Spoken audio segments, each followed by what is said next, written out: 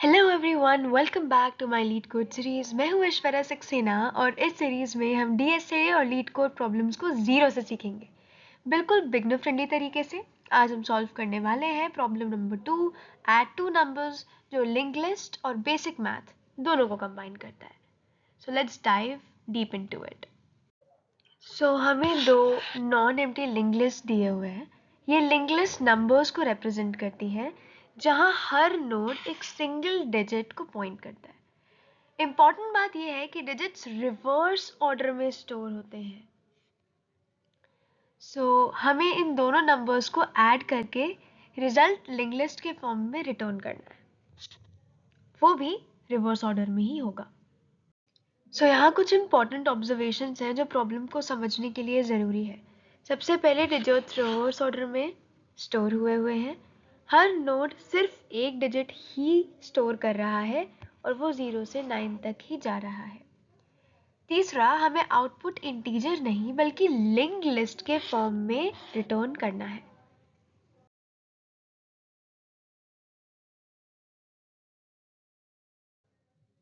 Code लिखने से पहले एक सवाल पूछना बहुत ज़रूरी है। प्रॉब्लम एक्चुअली हमसे क्या करवाना चाह रही है? एग्जाम्पल देखते हैं। लिस्ट 1 हमने जो लिया है वो है 2 4 3, जो कि हम ऐसे लिखेंगे क्योंकि ये लिंक लिस्ट के फॉर्म में है, तो ऐसे जो इसका रिप्रेजेंटेशन है। L2 इज 5 6 4, अगेन सेम तरीके से इसको हम रिप्रेजेंट करेंगे। ये जो नंबर्स हैं ये है 342 और 465। ये नंबर्स को जब हम ऐड करते हैं तो सम आता है 807। तो जब हम 807 स्टोर कराएं तो वो ऐसे फॉर्म में स्टोर होना चाहिए, ठीक है? This is basically what the problem is actually asking us to do. तो सबसे पहले हम देखते हैं हमारा ब्रूट फोर्स अप्रोच प्रथा के अनुसार, है ना? तो सबसे टेम्पटिंग अप्रोच क्या हो सकती है कि हम लिंक लिस्ट को नंबर्स में चेंज कर दें, फिर उन नंबर्स को ऐड कर दें और उसके बाद फिर वापस इंटीजर से लिंक लिस्ट पे हम स्विच हो जाएं। कर सकते हैं ऐसा? कर सकते हैं, बिल्कुल कर सकते हैं, कोई मनाही है। क्यों? कॉम्प्लेक्सिटी देखो, order of n square, this is too much, हमें इतना नहीं चाहिए होता। दूसरी चीज़, नंबर्स बहुत लार्ज हो सकते हैं, ठीक है? हम एक्सेप्शन केसेस नहीं देख रहे। नंबर्स जब बहुत लार्ज हो जाएंगे तो it is very difficult to convert that particular instance from link list to integer and from integer to link list again and again and again, है ना? तो वो चीज़ हम नहीं कर सकते। अगेन C++ में ये चीज़ बहुत कॉमन होती है, इंटीजर ओवरफ्लो रिस्क, ठीक है?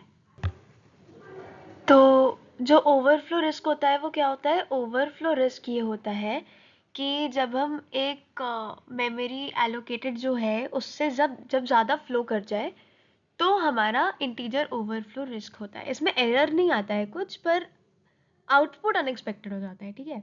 उसके बाद तीसरी चीज़ हमें यूज़ इसलिए नहीं कर सकते क्योंकि हम लिंक लिस्ट का पर्पस ही नहीं सॉल्व कर रहे हैं।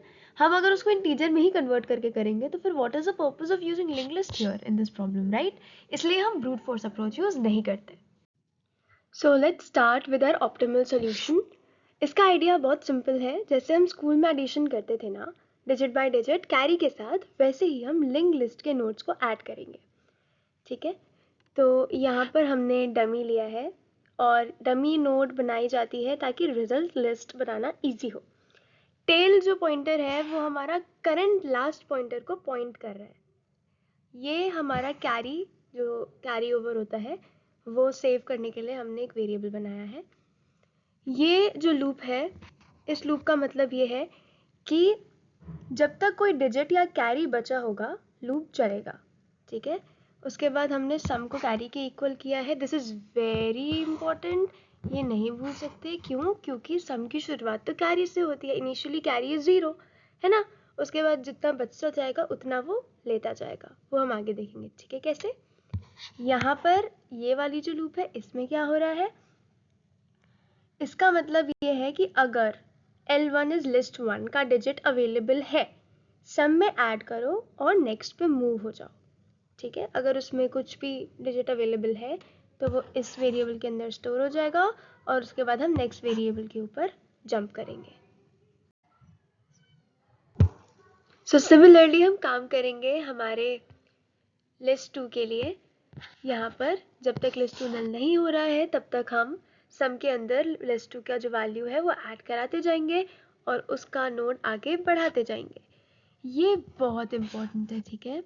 ये बहुत इम्पोर्टेंट इसलिए है क्योंकि digit is basically that digit जो हमें actually as a node store करनी है, किसमें, डमी जो हमारा लिस्ट है, ठीक है, उसमें।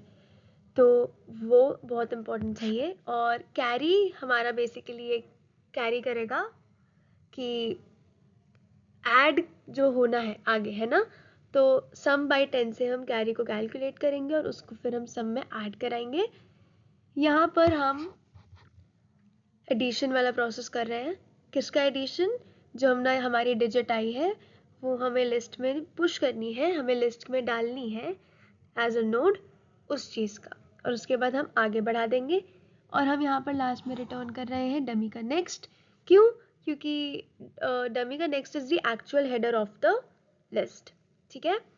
Let's discuss the time and space complexity. As you can see इसका जो टाइम कॉम्प्लेक्सिटी होता है that is order max of m and n, क्योंकि हम हर नोड को एक बार प्रोसेस करते ही करते हैं। स्पेस कॉम्प्लेक्सिटी भी सेम ही होती है क्योंकि रिजल्ट लिंक लिस्ट उतनी ही बड़ी हो सकती है ना। तो बेसिकली हमने क्या किया, हमने स्कूल लेवल एडिशन को सिम्युलेट किया है।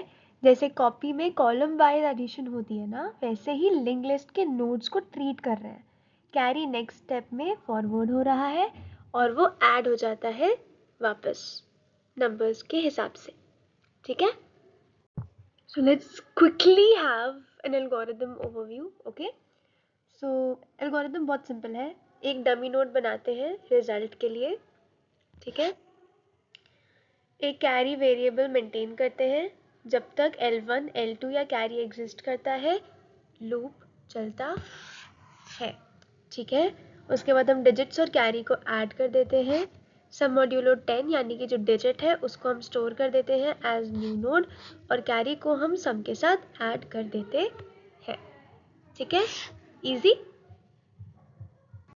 तो इस प्रॉब्लम के साथ हमने सीखा कि लिंक लिस्ट के साथ अरिथमेटिक कैसे किया जाता है। ये एक बहुत इंपॉर्टेंट पैटर्न है जो फ्यूचर के बहुत सारे प्रॉब्लम्स में रिपीट होता है।